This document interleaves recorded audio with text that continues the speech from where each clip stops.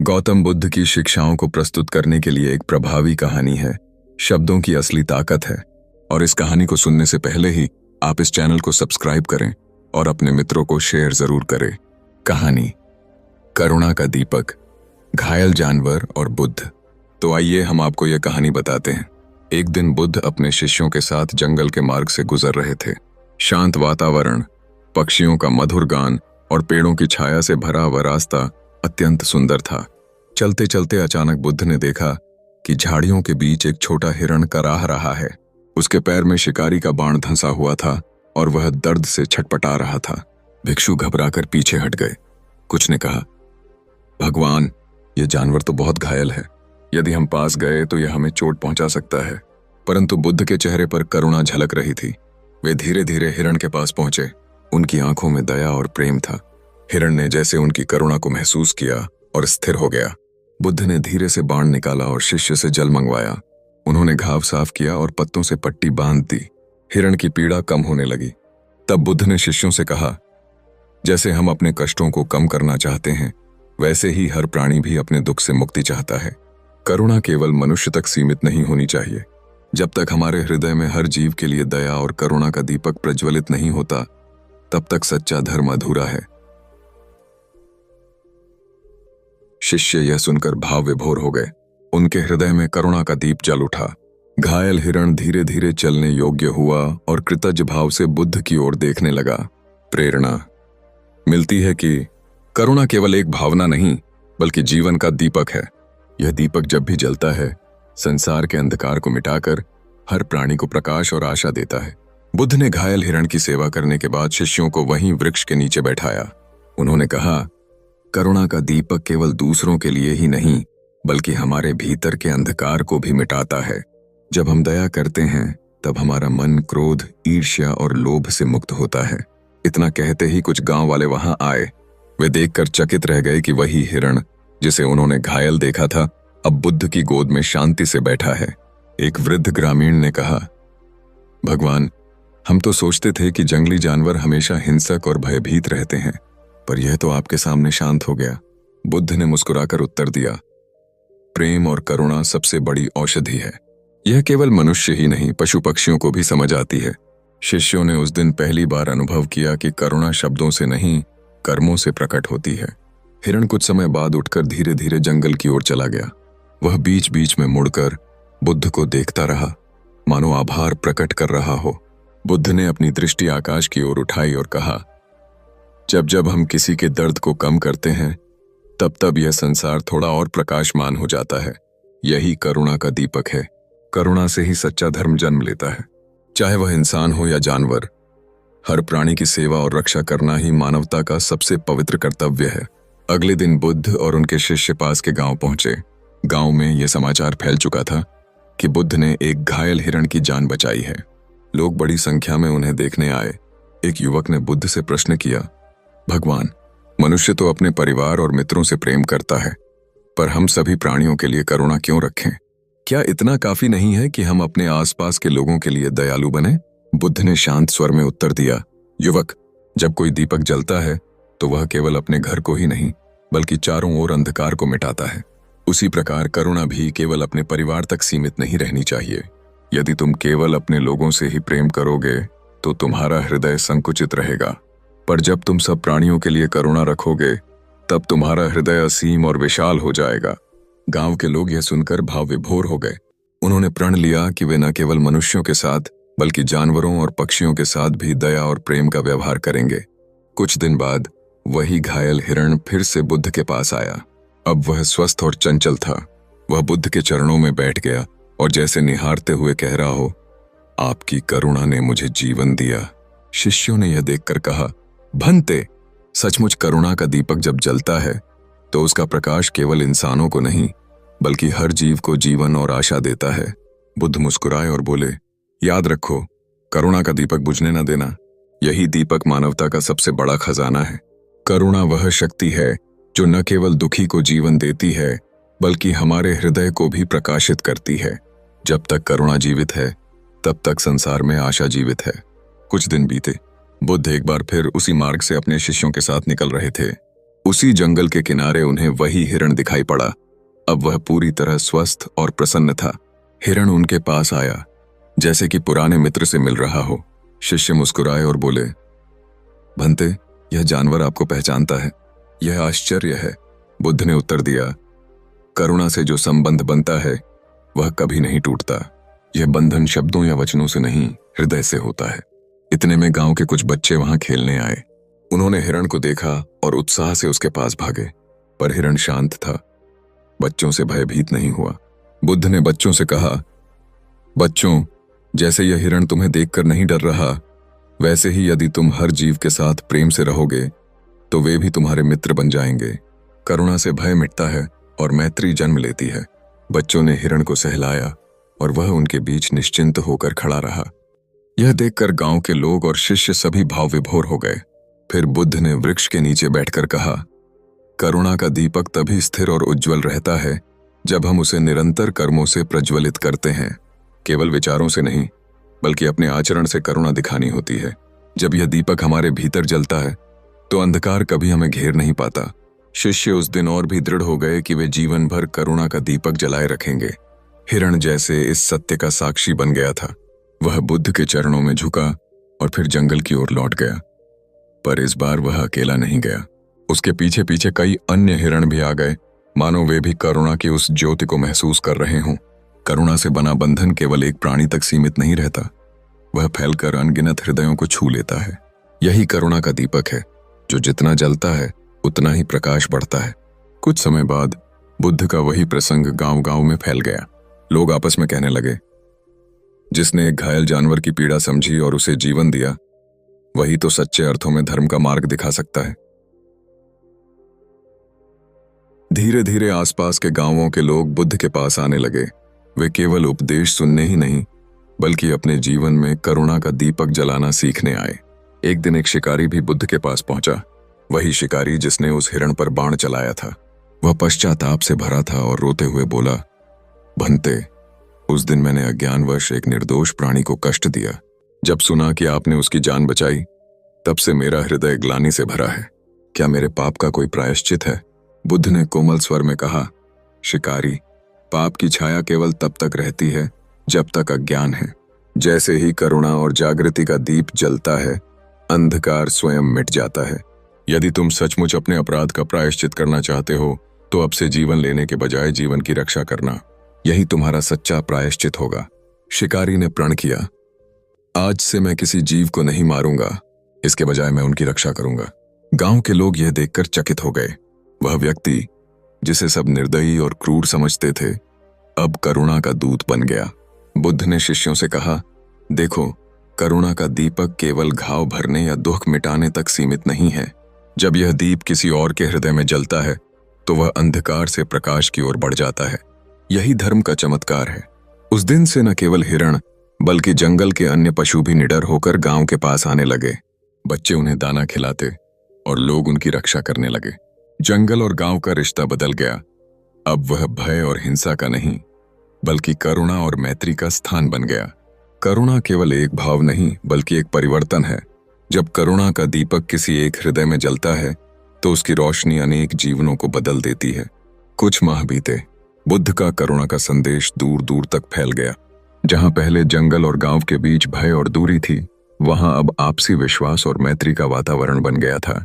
लोग अब जानवरों को केवल भोजन या शिकार की दृष्टि से नहीं देखते थे, बल्कि उन्हें जीवन का साथी मानने लगे थे। गांव के बच्चे हिरणों और पक्षियों के साथ खेलते, स्त्रियां उन्हें दाना डालती और शिकारी खेती करने लगा। धीरे धीरे पूरा गांव करुणा और प्रेम का उदाहरण बन गया। एक दिन पूर्णिमा की रात बुद्ध उसी गांव में प्रवचन दे रहे थे। चांदनी में पूरा आकाश उज्जवल था। गांव वाले, भिक्षु, बच्चे और यहां तक कि जंगल के कई जानवर भी निडर होकर सभा स्थल के चारों ओर खड़े थे। बुद्ध ने कहा, जैसे यह चांदनी अंधकार को दूर करती है, वैसे ही करुणा का दीपक संसार के अज्ञान को दूर करता है। करुणा वह पुल है जो मनुष्य और मनुष्य को, मनुष्य और प्राणी को, और प्राणी और प्रकृति को जोड़ता है। जब यह दीपक जलता है तो कहीं शत्रुता नहीं रहती, केवल मित्रता और शांति रहती है। लोगों की आंखों से आंसू बह निकले। सबने मिलकर प्रण किया, हम जीवन भर करुणा का दीपक जलाए रखेंगे। इसी क्षण सभा के किनारे वही हिरण अपने झुंड के साथ प्रकट हुआ। वह शांत था, उसकी आंखों में आभार झलक रहा था, मानो वह भी कह रहा हो, करुणा ही सबसे बड़ा धर्म है। शिष्यों ने उस दृश्य को देखकर अनुभव किया कि बुद्ध का संदेश केवल मनुष्य तक सीमित नहीं, बल्कि समस्त सृष्टि के लिए है। बुद्ध ने अंत में कहा, याद रखो, यदि तुम एक दीपक जलाते हो तो उससे हजारों दीपक प्रज्वलित हो सकते हैं। करुणा का दीपक जलाओ और उसे दूसरों के हृदयों में भी जलने दो। यही धर्म की सबसे बड़ी साधना है। सभा मौन हो गई। उस मौन में ही एक गहन शांति और दिव्यता थी। गांव, जंगल और हर जीव सब करुणा के उस दीपक से आलोकित हो उठे। करुणा केवल दूसरों का जीवन बदलती नहीं, बल्कि स्वयं के हृदय को भी प्रकाशित करती है। यही वह दीपक है जो कभी बुझना नहीं चाहिए। करुणा का संदेश जब पूरे गांव और जंगल में फैल चुका था, बुद्ध ने अपने शिष्यों को पास बुलाया। उन्होंने कहा, प्रिय भिक्षुओं, आज तुमने देखा कि करुणा का दीपक कैसे एक घायल हिरण से शुरू होकर पूरे गांव और जंगल को आलोकित कर गया। यह संसार का नियम है। जब एक हृदय में करुणा जागती है तो वह हृदय अगणित हृदयों को प्रकाशित कर देता है। एक शिष्य ने पूछा, भंते, क्या करुणा मात्र दया करने का नाम है? बुद्ध मुस्कुराए और बोले, नहीं, करुणा केवल दया नहीं है। दया में कभी कभी ऊपर नीचे का भाव आता है, पर करुणा में समानता है। करुणा का अर्थ है दूसरों का दुख ऐसे देखना जैसे वह अपना ही दुख हो।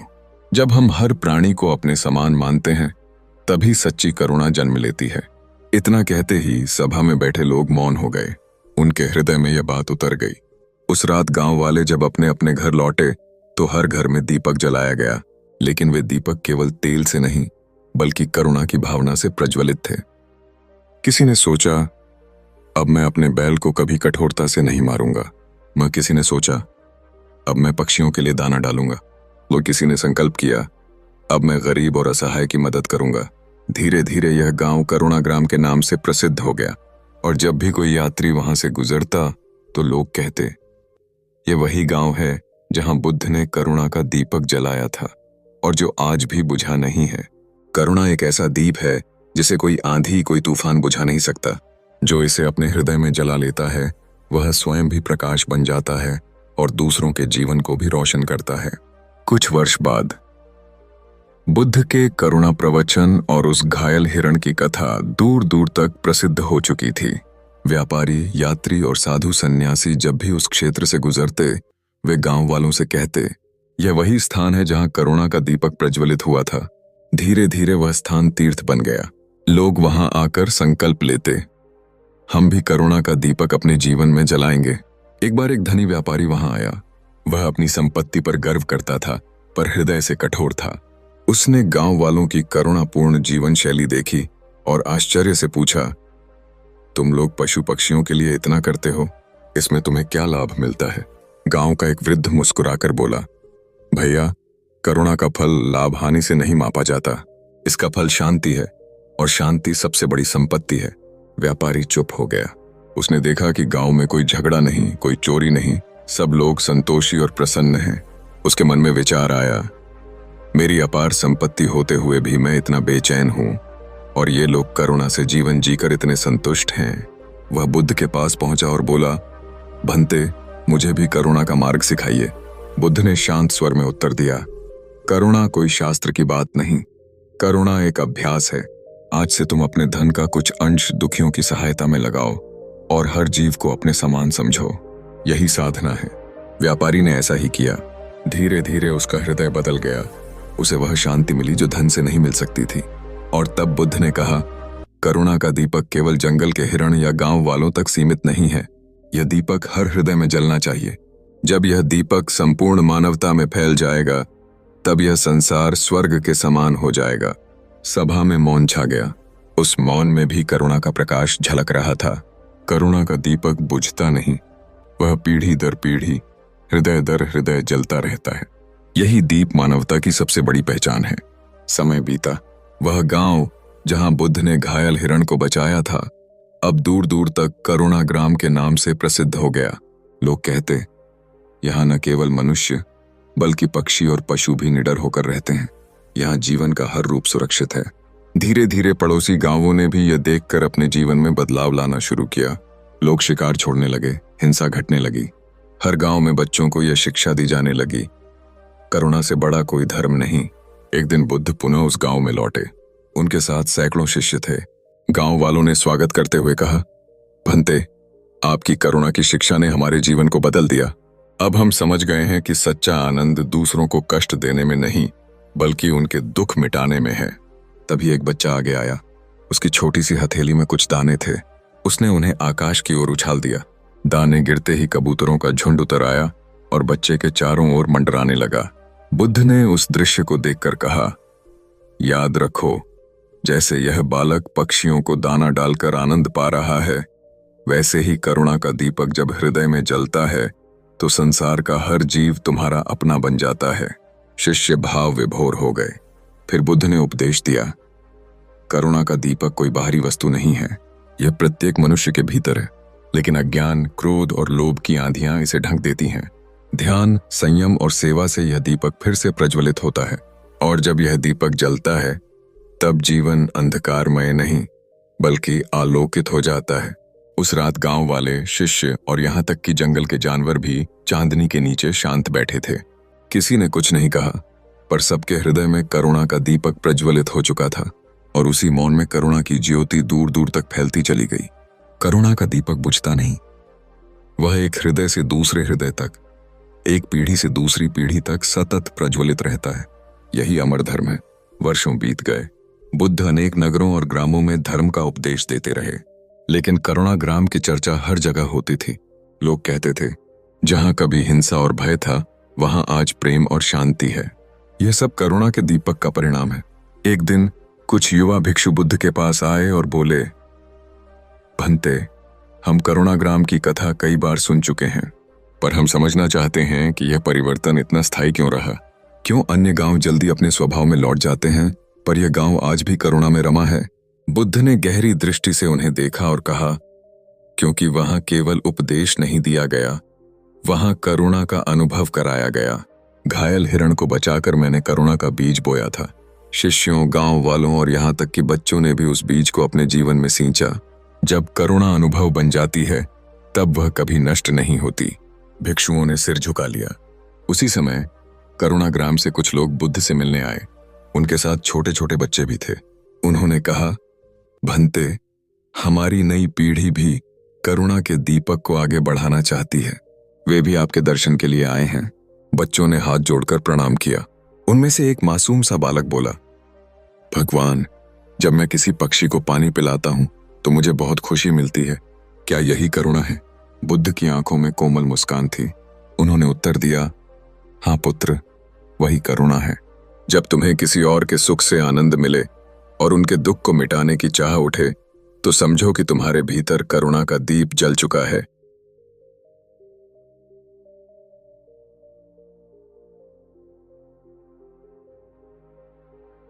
उस दिन बुद्ध ने करुणा ग्राम में ठहरकर 3 दिन प्रवचन दिए।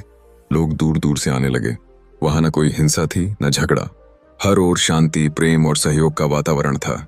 चौथे दिन प्रस्थान करते समय बुद्ध ने शिष्यों से कहा, यह गांव एक प्रतीक है, यह संसार भी एक गांव है। यदि हर हृदय में करुणा का दीपक जल उठे तो पूरा संसार करुणा ग्राम बन जाएगा।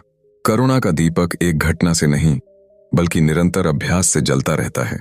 जब यह दीपक पीढ़ी दर पीढ़ी आगे बढ़े, तभी धर्म अमर होता है। कुछ वर्ष बीते। बुद्ध अपने शिष्यों के साथ अनेक स्थानों की यात्राएं कर रहे थे।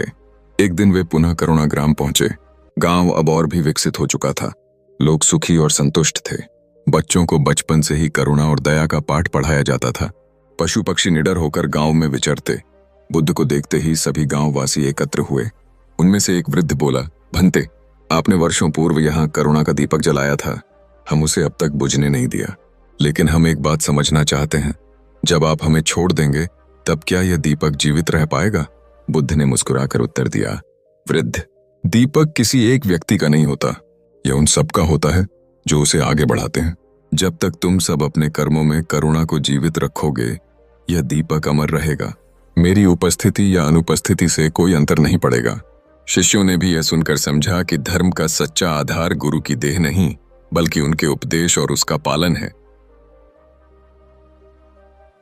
उसी रात गांव के चौक में एक बड़ा दीपोत्सव हुआ। हर घर से लोग अपने अपने दीपक लेकर आए और उन्हें एक साथ जलाया। वह दृश्य अद्भुत था, जैसे अंधकार पूरी तरह मिट गया हो। बुद्ध ने कहा, देखो, यह दीपक करुणा का प्रतीक है।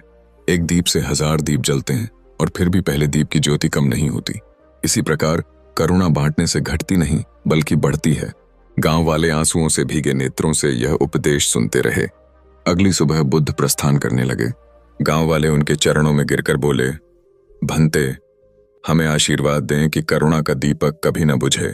बुद्ध ने आशीर्वाद देते हुए कहा, जब तक तुम हर जीव में अपना ही प्रतिबिंब देखोगे, तब तक यह दीपक सदैव प्रज्वलित रहेगा। करुणा ही धर्म का हृदय है। इतना कहकर बुद्ध अपने शिष्यों संग आगे बढ़ गए। गांव वाले देर तक खड़े रहे और उस दिन से करुणा ग्राम केवल एक गांव नहीं रहा, बल्कि एक जीवित शिक्षा बन गया, जिसे देखने आने वाले यात्रियों को भी करुणा का अनुभव होता। गहन प्रेरणा। करुणा का दीपक केवल एक घटना या स्मृति नहीं है, यह निरंतर साधना है। जो इसे अपने भीतर जलाए रखता है, वह जहां भी जाता है वहां प्रकाश और शांति फैलाता है। अगर आपको यह कहानी अच्छी लगे तो आप इस चैनल को सब्सक्राइब करें और अपने मित्रों को शेयर जरूर करें। धन्यवाद। नमो बुद्धाय।